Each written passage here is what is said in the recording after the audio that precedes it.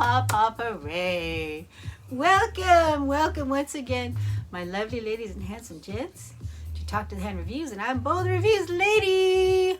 Bold Reviews Lady. Hey, lady. Anyways, today I'm doing, something kind of different. I just thought, since I've gotten a little older, and I know a little bit now about what it's like to be a little bit older, I compiled a little list of tips for makeup for people who are older. I'm not going to say older than what, older than something, but because I used to work behind the counter in cosmetics first, and then I went into fragrance, and then I stayed in fragrance and worked for different fragrance companies, but then I ended up back working for cosmetics, my last job in cosmetics and fragrance. So I did do makeup, and I did do makeovers and things like that, and I went to their training. I'm not an esthetician, I'm not a beautician. I actually went to esthetician school, and the first day I got there, I'm really sorry if you're an esthetician, but I got there and I looked around and nobody was smiling. The teacher was really crabby, and this is in college. And I looked around and I was so excited, and I was like the only one with enthusiasm, I think. Everyone else seemed to be there for some other reason than they wanted to be there, and that was like, whoa. For me, that was just like a back out. Immediately, I got up and left. I just said, thank you very much. And I got up and left after about half of the orientation day, because, they say sometimes if you pay attention to, feeling, I'm going to say it wrong, but if you pay attention to the way something makes you feel, and you act on that, a lot of times that's the right thing to do. And I felt so certain that leaving that class was the right thing to do. So I'm not an esthetician, but I did go to school for theatrical cosmetics. So I do have that. And then as far as the skincare and everything, whatever company you work for is going to train you to do things and say things the way they want it. So that was basically my experience. A lot of other people who work behind the counter are estheticians or hairdressers or, those kinds of things, but I wasn't. I just had that other particular training. So, but what I did learn, is I remember back then it was really confusing. Well, I loved to do makeup on people, and I used to have, I used to do makeovers a lot, and I loved doing people's makeup, but what I discovered was that older skin was different. And when you tried to apply things on that skin, they didn't stay where you put them. The skin was in a different place. It's almost like when you're younger, you can kind of get away with just slap some makeup on and you're gonna look better no matter what, pretty much.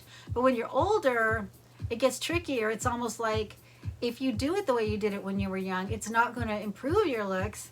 It's going to kind of pull you down, because it becomes this, it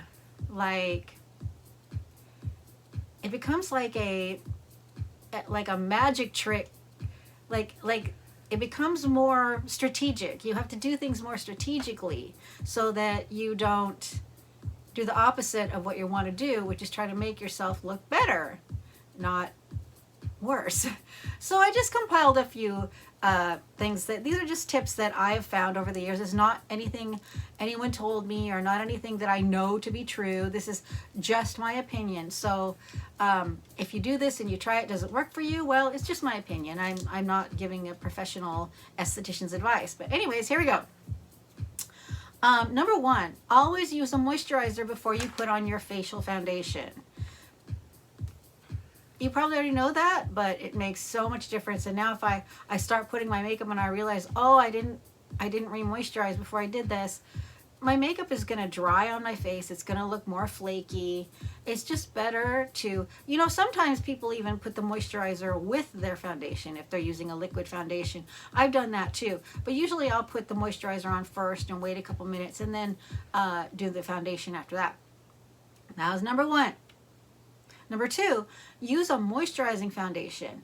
A lot of the foundations that you buy, they're not going to tell you if they're moisturizing or not, but you kind of have to sleuth around a little bit. Like for instance, you're probably not going to want anything that's oil free unless it's got something else in there that's going to make up for what that's going to be there in place of the oil, because the oils, as you get older, I mean, as you know, the skin just gets drier, and anything with more moisture in it is going to stay on your skin longer and going to look better. And the same as tip number 1, it's less likely to get flaky and that kind of stuff. Okay, tip number 3, choose cream blushes. Cream rouge, cream blush. Though I've had those my whole life and they are really great. But when I was younger, I think the cream blushes, they did sort of, they were too much for me. My skin was pretty moist and kind of oily, and not now. But the thing about, I still use powder blush. I think I have powder blush on today. But the thing about using a cream blush is that, like with the moisturizer and moisturizing conditioner, it's going to look much more natural on your skin, and it's not going to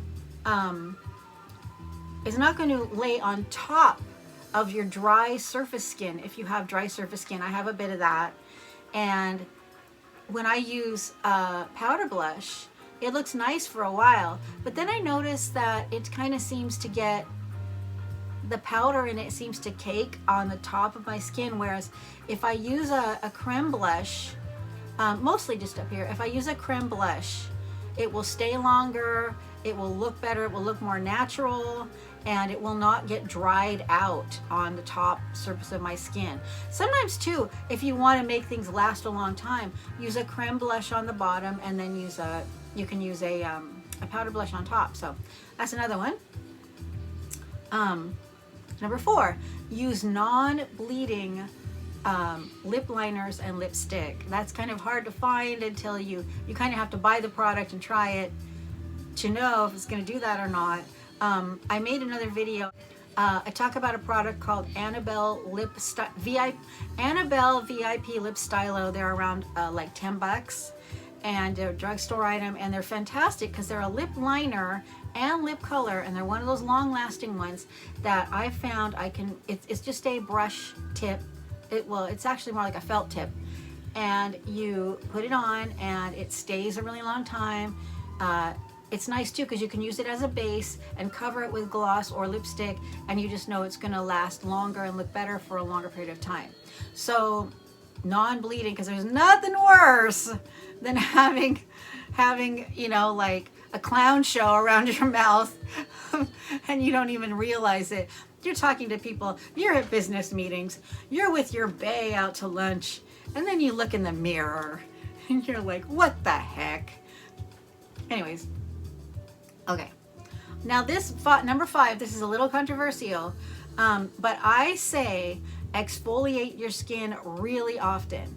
I exfoliate like almost every day now, because I just find like if I don't, I feel like there's just too much, I don't know, something feels funny on my face, and I just exfoliating really helps.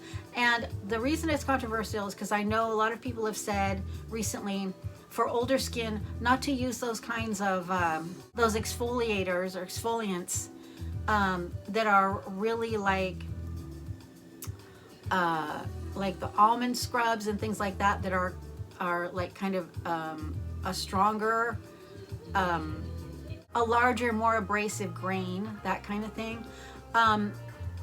But I do use those. I still use those, and I know a lady who's 90, and she is a person who's taking care of herself her whole life, and she still looks great, and she still uses those kinds of exfoliators. So, you know, I guess it depends on who you talk to. I know a lot of people use chemical exfoliators. I never have, but I might. I'm not against it. But right now I'm using those, and I'm using a a really strong scrub pad, and I can't find any more. So it was a no-name thing that I found, and I was like, well, I'm going to try this, and it works pretty darn well.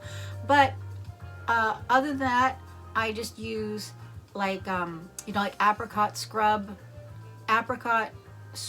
exfoliants, things like that. But I tend to use the stronger ones. If you're afraid of doing too much to your skin and you don't do the exfoliating that often, you can use a much smaller grain of exfoliant and probably not worry about it. And if you don't exfoliate right now, then you'll probably be happy with the amount of results you get, because almost nothing else that you can do, in my experience, for your face as you get older, there's almost nothing better than exfoliating your skin regularly, because it just makes everything smooth. It gets rid of the dead skin and the stuff that compiles on the surface. And I don't know this is true. I don't know that this is true, but I feel if you exfoliate often, that you are working wrinkles.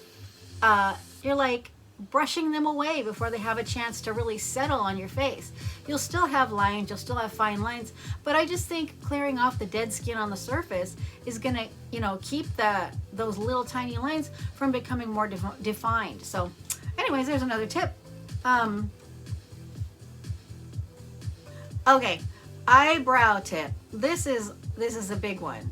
I watch a lot of different YouTubers, and I want to tell you, okay, see how my eyebrow ends here? Well, when I was younger, of course, and like a lot of people, I would continue it down further. But I learned that because the face falls as you age, gravity pulls things down, that doing that only makes your face look droopier. So you basically stop the eyebrow earlier than you normally would, than you used to. And I found that makes me look younger, because I was sort of stuck in that over eyebrowing, long eyebrow trap, and I got out of it. Oh, an eyeliner tip. Okay, this is a really big one too. Is when you get older, okay, when you're younger, you can line above, you can line below, you can line above the on your lid, you can line, under the waterline, you can line anywhere. But I've found as I've aged that I must line one area and or nothing will look good. And that is right up here on the upper water line. In the upper water line, underneath, with a kohl eyeliner, a pencil eyeliner. You can do it with liquid too, but I find it's not the same. Because what that does is that makes this upper lid, it almost gives you like a false eyelash sort of look, because it just makes it look, that area above your that area above your eye, just more defined and thicker, like you're wearing false eyelashes, which I rarely wear false eyelashes. I've only worn them like once or twice in my life. I love them. They're just, I'm not real dexterous with putting stuff like that on, and I want to, and I'm going to, and I'm sure that I'll invite you when I do, but I'm still not doing it. So yeah, another trick about eyeliner as you get older is you don't really need to line underneath. A lot of times what that does, again, is it doesn't accentuate the upper eye pulling you up. Instead, it accentuates underneath pulling you down. So yeah, I try not to use too much eyeliner on the underneath. I still do, but usually if I do, I put it in the waterline, and then over that or underneath, I'll put something like some gold or, you know, I didn't do my makeup just now, so I'm sorry I'm showing you this. I'm not saying that, look how perfect my makeup looks. I know it doesn't. I'm just talking about these little tips.